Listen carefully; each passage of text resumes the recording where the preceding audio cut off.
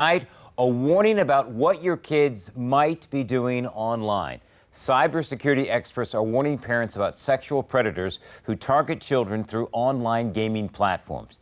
News 3 reporter Kelsey Jones live in our studio now. And Kelsey, this happened in a recent case involving a local teenage girl.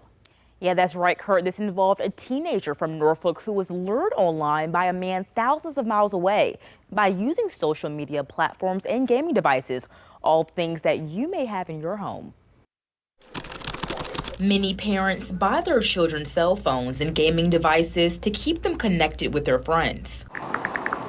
But with these devices could come concerns, leading cybersecurity experts to issue a warning to parents about sexual predators. Your child could at any time be in contact with a true predator online, trying to reach out and touch them in a virtual world. According to the U.S. Sentencing Commission, the expansion of digital and mobile technology has contributed to a 422% increase in child pornography production offenders. If it's some other app or some other mainstream social networking or social media site, those predators are going to exist on those sites. It's a situation I've been following since last year.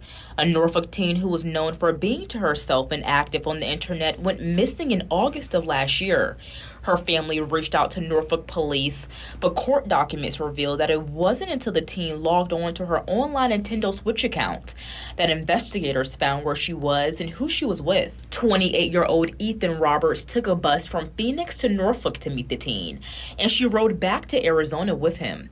Documents reveal they have been chatting for 7 months. We need to understand what the apps do, and a lot of it starts with getting on the child's device and asking questions about what types of apps currently reside on their mobile device. The father of the Norfolk teen has been open with me about what led up to the disappearance of his daughter.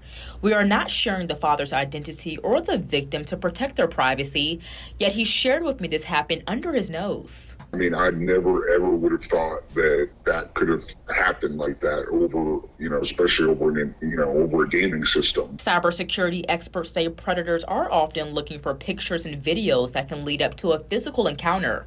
The FBI gained access to Robert's electronic devices on which they found many inappropriate photos of the teen and sexual conversations. There's a lot of questions that parents can ask their kids. So I think right now is a great time for them to have those open, honest conversations with them to see what it is that they're truly doing online.